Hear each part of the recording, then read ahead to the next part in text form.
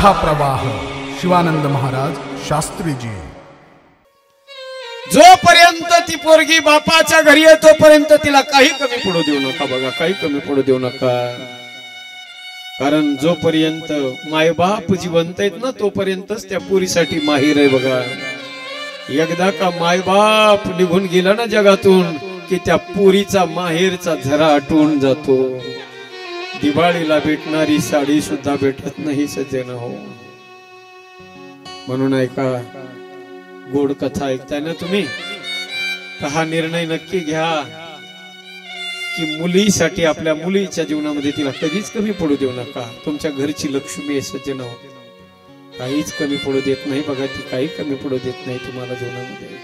लेकराला जन्माला येण्याच्या आधीच मुलीचा गर्भ आहे म्हणलं की लगेच ते मायबाप हॉस्पिटलला जातात आणि डॉक्टर कडे जाऊन अतिशय कवळी असते ती कळी उमललेली बी नाही, आणि त्या कवळ्या कळीच्या उमलायच्या आधी, फुल व्हायच्या आधीच त्या कळीच्या पाकुळ्या तोडून टाकल्या जातात।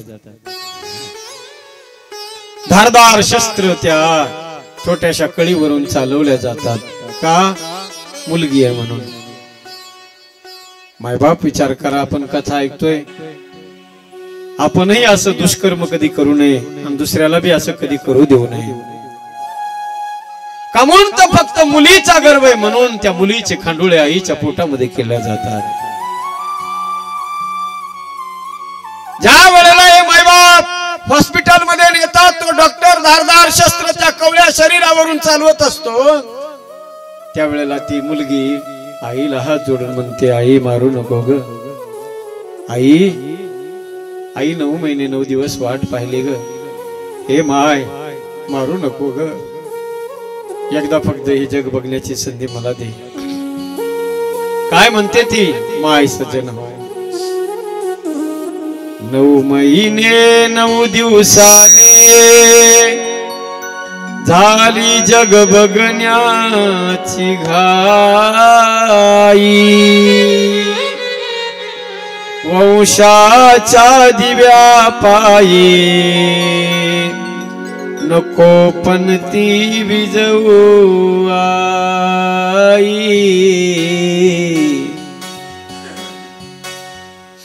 ती मुलगी म्हणते, हे माय, हे आई, मला माहिती उद्या तू डॉक्टर कडे जाणार आहेस आणि तो डॉक्टर काका माझ्या अंगावरून धारदार शस्त्र चालवणार आहे आणि माझ्या शरीराचे खांडोळे करून टाकणार आहे, मला माहितीये ग आई। उद्या तुझ्या गर्भाची चाचणी होणार ग, मुलगी आहे म्हणून सारे नाक मुरडणार ग, माझ्या चिमुकल्या कानाला हे आई ग, माझ्या चिमुकल्या कानाला तुझी बुजबुज ऐकू वंशाच्या दिव्या पायी नको पण ती विजवू आई। नको ग मला आई, मला हे जग बघू दे ग, एकदा तरी या जगामध्ये येण्याची संधी दे आई। बाबा नाही त्रास देणार तुम्हाला, लोकांच्या शेतामध्ये मोल मजुरी करेल, एक एक पैसा मी जमा करेल, माझ्या हुंड्याचे सगळे पैसे मी जमा करील हो बाबा, पण एकदा हे जग बघू द्या ना बाबा।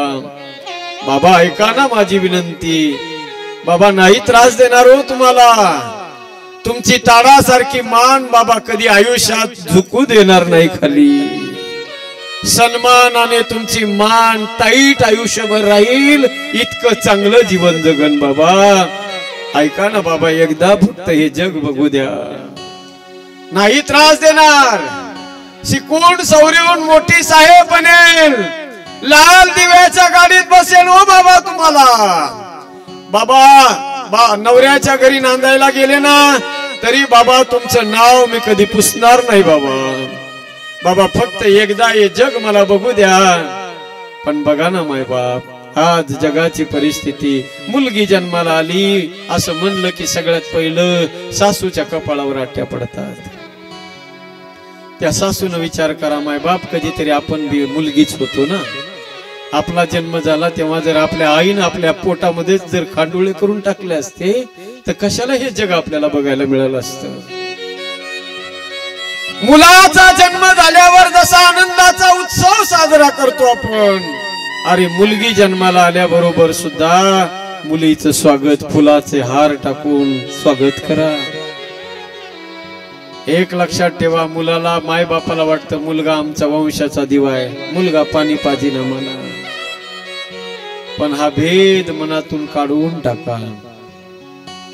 अरे उभ्या आयुष्यभराची कमवलेली संपत्ती जो बाप पोराच्या स्वाधीन करतो आणि मुलीला 2-5 लाख रुपये जर द्यायचे म्हणलं तर त्या बापाचा हात थरथर कापायला लागतो. एक लक्षात ठेवा माय बाप, उभ्या आयुष्यातली संपत्ती जो बाप, अरविंद महाराज, जो बाप उभ्या आयुष्यातली संपत्ती देऊन टाकतो ना, तो मुलगा सज्जन मोठा झाल्यानंतर, तो मुलगा मोठा झाल्यानंतर त्या माय बापाला सांभाळीत नाही.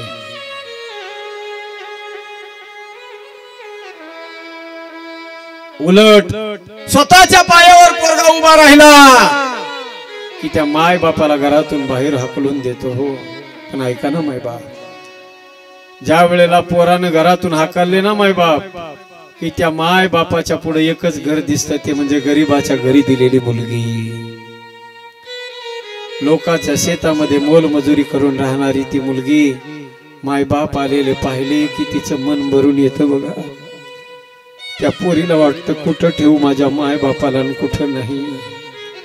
एवढा आनंद त्या पोरीच्या मनात होतो, एवढा आनंद होतो. त्या माय बापाला पाहिल्याबरोबर धावत जाते, बापाच्या हाताला धरून ती पोरगी बापाला घरी घेऊन येते.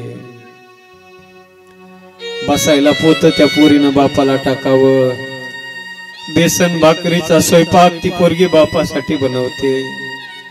आपल्या चिमुकल्या हातानं बापाच्या तोंडामध्ये घास जेव्हा ती पोरगी भरवते ना सजन, त्यावेळेला त्या पोरीच्या डोळ्यातले अश्रूचे थेंब बापाच्या ताटात पडत असतात आणि ती पोरगी त्या बापाला म्हणत असते, बाबा माफ करा बाबा, आज तूप पोळीचा स्वयंपाक खाऊ घालण्याची इच्छा आहे बाबा तुम्हाला, पण काय करू बाबा, तुम्हीच गरीबाच्या घरी दिलं ना, श्रीमंताच्या घरी दिलं असतं तर नक्की बाबा आज तूप पोळीचा स्वयंपाक तुम्हाला केला असता, पण आज या गरीबाच्या घरची बेसन भाकरी तूप पोळी समजून घ्या बाबा.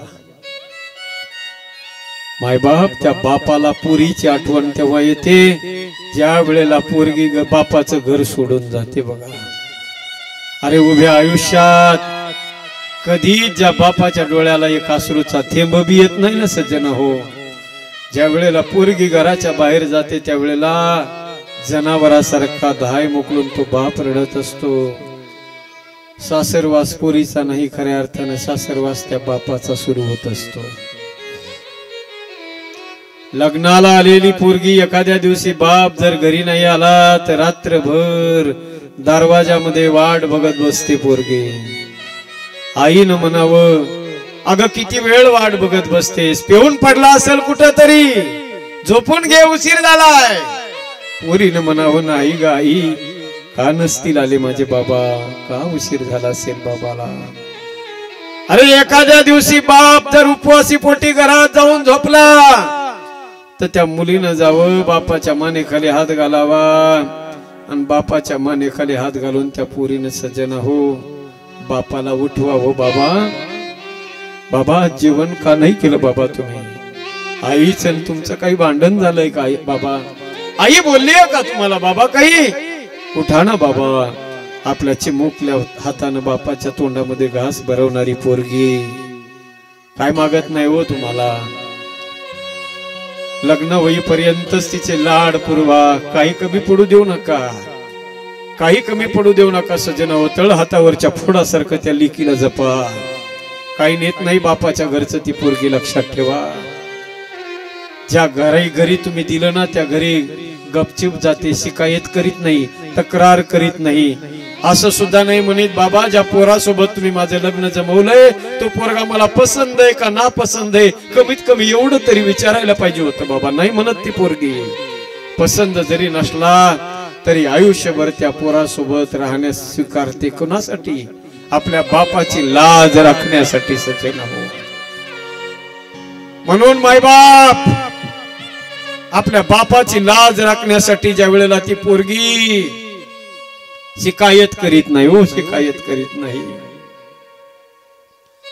जोपर्यंत ती पोरगी बापाच्या घरी आहे तोपर्यंत तिला काही कमी पडू देऊ नका बघा, काही कमी पडू देऊ नका. कारण जोपर्यंत मायबाप जिवंत आहेत ना तोपर्यंतच त्या पोरीसाठी माहीर आहे बघा. एकदा का मायबाप निघून गेला ना जगातून की त्या पोरीचा माहेरचा झरा आटून जातो. दिवाळीला भेटणारी साडी सुद्धा भेटत नाही सज्जन हो. म्हणून ऐका, गोड कथा ऐकताय ना तुम्ही, तर हा निर्णय नक्की घ्या की मुलीसाठी आपल्या मुलीच्या जीवनामध्ये तिला कधीच कमी पडू देऊ नका. तुमच्या घरची लक्ष्मी आहे सज्जन हो, काहीच कमी पडू देत नाही बघा. ती काही कमी पडू देत नाही तुम्हाला जीवनामध्ये. अनादर कधी त्या मुलीचा नाही करायचा. माझ्या सगळ्यांना विनंती असेल माझी, आपणही स्वतः हे असं वाईट काम कृत्य कधी करायचं नाही, दुसऱ्याला बी करू द्यायचं नाही. माझ्या कृष्ण परमात्म्याने पाहिलं, अरे पुतना छोट्या छोट्या बाळाला मारत आलेली आहे. त्या पुतनेचं सगळं विष पिऊन घेतलं, दूध पिलं, रक्त पिलं, आणि त्या पुतनेची प्राण ओढून घेतले. सोड कृष्णा सोड सोड असं म्हणून म्हणून तिने हात पाय तडफड करायला लागली. पुतना देवानं तिला सद्गती दिली सज्जन हो. आलेलं विघ्न टळलं. असे अनेक राक्षस कंसाने कृष्णाला मारायला पाठवले. आता जरा जास्तच लोक यायला लागले म्हणून गोकुळातल्या लोकांनी सज्जन हो निर्णय घेतला की अरे ज्या गोकुळामध्ये आमचा कृष्ण सुखी नाही ना त्या गोकुळात आपल्याला राहायचं नाही म्हणे. आता नाही राहायचं आता त्या गोकुळामध्ये. गाडी बैलामध्ये सगळा संसार टाकला आणि सगळ्या लोकांनी गोकुळ गावच सोडून दिलं. नंद गावाला आले, वृंदावनात आले राहण्यासाठी. बैलगाड्याच्या साठ्याच्या खाली संसार थाटले लोकांनी. किती प्रेम असेल हो, किती प्रेम असेल कृष्ण परमात्म्यावर त्या लोकांचा विचार करा. अख्खे घरदार गोकुळातले आजही तुम्ही गेलात ना तर पुराणा गोकुळ म्हणजे जुनं गोकुळ गाव, पुराणा गोकुळ म्हणून एक गाव आहे बघा, जे वसाड पडलेलं गाव आहे. सगळं गाव सोडून दिलं लोकांनी कृष्णाच्या सुखासाठी. माझा कृष्ण परमात्मा आता हळूहळू मोठा व्हायला लागला. गोड अशा लीला कृष्ण परमात्मा करू लागला. गवळणी माझ्या कृष्ण परमात्म्याच्या बोटाला धरायच्या आणि बोटाला धरून पवन दादा त्या चालायला शिकू लागल्या. शुकदेव भगवान म्हणतात, राजन ज्या देवाच्या इशाऱ्यावर सगळी दुनिया चालते, सगळी दुनिया त्या भगवान परमात्म्याच्या बोटाला गवळणी धरतात आणि त्याला चालायला शिकवतात. शेष महेश गणेश दिनेश सुरेश उजाई निरंतर द्यावे. काही अखंड अनंत अछेद अछेद अवेद सुवेद बसावे. नारद से सुख व्यास रहे,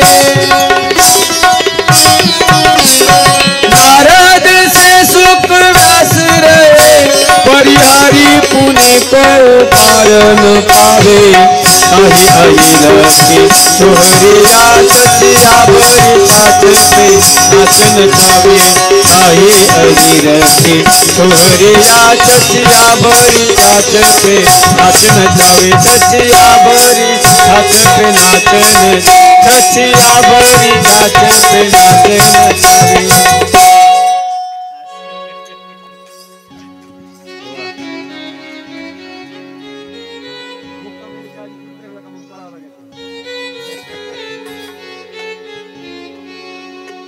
त्या भगवान परमात्म्याच्या बोटाला धरावं. एक ग्लास भर ताकासाठी गवळणी त्याला नाचायला लावायचं. कोणाला? ज्या देवाच्या इशाऱ्याने सगळं जग नाचतंय त्या देवाला नाचायला शिकवायच्या गवळणी सज्जन हो. देवानं बी एक ग्लासभर ताकासाठी नाचायचा देव. प्रेम आहे बघा, हे प्रेम आहे. त्या गवळणीचं अटूट प्रेम होतं. त्यांच्यासारखं प्रेम कुणी करू शकत नाही. बालपणी कृष्ण परमात्म्याने अनेक प्रकारच्या खोड्या केल्या, अनेक लीला केल्या. खोड्या करून करून शेवटी सज्जन हो सगळ्या गवळणी गाराने सांगायला यायच्या, यशोदे कृष्णाला सांगावे गोकुळी रहावे का जावे. यशोदेने म्हणावं, अगं तुम्ही समजता तसा माझा कृष्ण नाही. बाळ सगुण गुणाचे ताने ग बाळ दिसते गोजिरवाणी. बाळ सगुण गुणाचे ताने ग बाळ दिसते गोजिरवाणी. काय सांगता गाराने ग गोकुळच्या नारी. काय सांगता गाराने गे गोकुळच्या नारी. काय सांगता गाराने गे गोकुळच्या नारी. श्रीरंग माझा वेडा याला नाही दुसरा जोडा. श्रीरंग माझा वेडा याला नाही दुसरा जोडा. तुम्ही याची संगत सोडा गे गोकुळच्या नारी. याची संगत सोडा गे गोकुळच्या नारी. तुम्ही याची संगत सोडा गे गोकुळच्या नारी. याची संगत सोडा गे गोकुळच्या नारी. यशोदेनं पांघरून घालायचं. प्रत्येक आईला वाटतं ना माझं लेकरू चांगलंय. किती बी खोडकर असू द्या, किती बी आगाव असू द्या, कोणचीच माय म्हणत नाही माझं पोरग खरंच खोडसर आहे म्हणून. रोज तिचंच पोरग भांडण आणतं, पण ती आई म्हणत असते नाही नाही नाही नाही माझा बाबू चांगला आहे. म्हणून तर म्हणतात ना आपलं तर आपला तो बाळ्या आणि लोकांचं तर कार्ट. ही तेव्हापासून मन पडलेली आहे. यशोदा मातेचं प्रेम आहे बघा. माझी यशोदा मैया, अरे एखाद्या दिवशी कृष्ण परमात्मा जर लवकर जेवला नाही ना तर यशोदेनं सगळ्या गोकुळात फिरावं, सगळ्या वृंदावनात गल्ली गल्लीला फिरावं आणि कृष्णाला शोधून आणायचं. आई थकली की मग देवाने उभा राहायचं. कुणाच्या हाताला लागणारे होतो. जगाचा बाप आहे तो कुणाच्या हाताला लागत नाही. त्याला जर बांधायचं असेल, त्याला जर पकडायचं असेल तर तो प्रेमानेच पकडला जातो. एक दिवस अतिशय जुना